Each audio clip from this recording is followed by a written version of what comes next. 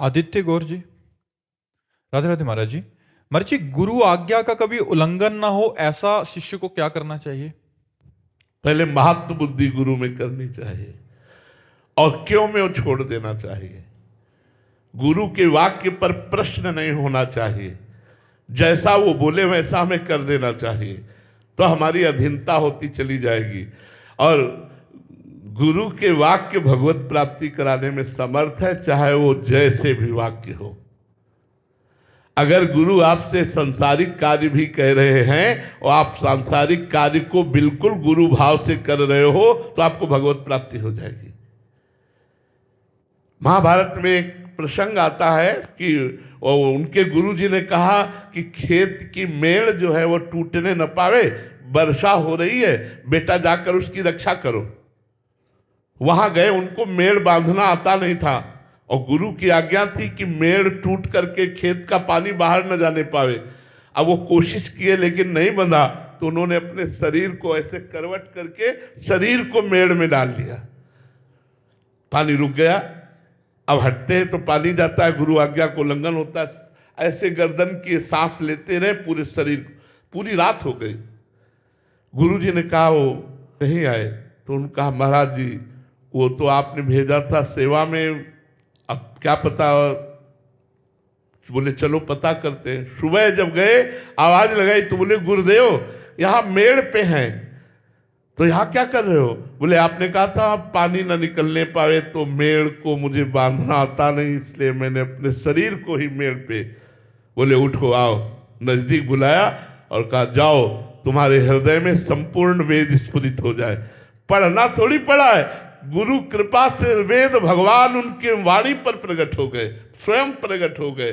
गुरु सेवा, गुरु अधीनता बहुत बड़ी बात है। भगवान शंकराचार्य जी की सेवा में श्री त्रोटकाचार्य जी रहते थे। वो कभी जैसे वेदांत चर्चा हो रही कभी नहीं बैठते थे। भगवान शंकराचार्य के कभी वस्त्र धो रहे, कभी वो शरीर सेवा में रहते थे। तो एक दिन गंगा स्नान करके आदि गुरु शंकराचार्य जी आए और उन्होंने कहा शिष्यों ने कि गुरुदेव इस श्लोक की व्याख्या कीजिए। तो उन्होंने कहा त्रोटक को भी आ जाने दो।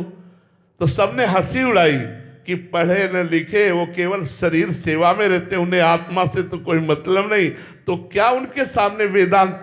तो भगवान शंकराचार्य जी ने कहा तुम गुरु सेवा को इतना लघु भाव से देखते हो। बुलाया और कहा बेटा इस श्लोक की व्याख्या कर दो। तुरंत वही गुरु पद पर बैठे त्रोटकाचार्य पदवी पर, तुरंत अरे गुरु कृपा ही केवलम, गुरु कृपा मोक्ष पदवी प्रदान। हाँ, कुछ लीलाएं गुरु की समझ में नहीं आती हमारी, क्योंकि वो मानसिक धरा से ऊपर होते हैं। तो हमें उनकी आज्ञा पर चलना चाहिए, उनका अनुकरण नहीं करना चाहिए। जो उपदेश उनके श्रीमुख से निकले हैं हमें उनकी बात माननी चाहिए।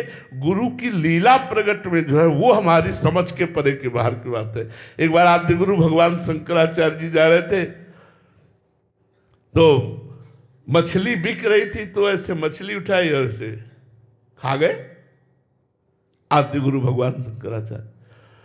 तो कुछ शिष्य, जो 4 शिष्य थे, उन्होंने बिल्कुल नहीं छुआ, खड़े रहे। और जो शिष्य थे उन्होंने पा लिया। गुरुजी ने पाया तो हमने भी। गुरुदेव ने देखा, आगे चले। अब वो तो महायोगी शंकर स्वरूप है। कांच गलाया जा रहा था, तो नारियल के खप्पर में भरा कांच गलत। अब वो 4 तो पहले भी नहीं खाए थे और अब भी चुपचाप खड़े थे। जो और पीछे अनुयायी थे अब वो सब मुंह ताके, तो उनका भाई पियो। और कहा गुरुजी मर जाएंगे जो पियोगे, मछली क्यों खाई? बोले आपने खाया था। तो बोले हमने पिया, ये कांच का गला हुआ जलता हुआ, आप भी पियो। बोले नहीं। तो ऐसे किया, सब जीवित मछली निकल आई। वो तो योगी, अब उनकी सब लीवर में जाके पचने लगी। तो गुरु का उपदेश हमें मानना है, गुरु की हर वृत्ति हमें अनुकरण नहीं करनी। वो किस भाव में कहाँ कैसे विचर रहे वो जाने, उनकी कृपा जाने। हमें तो जो आदेश होगा हम उसका पालन करेंगे। जो ऐसे गुरुदेव के अधीन होकर चलता है, तो गुरुदेव की आज्ञा पालन करने की सामर्थ्य गुरुदेव ही देते हैं।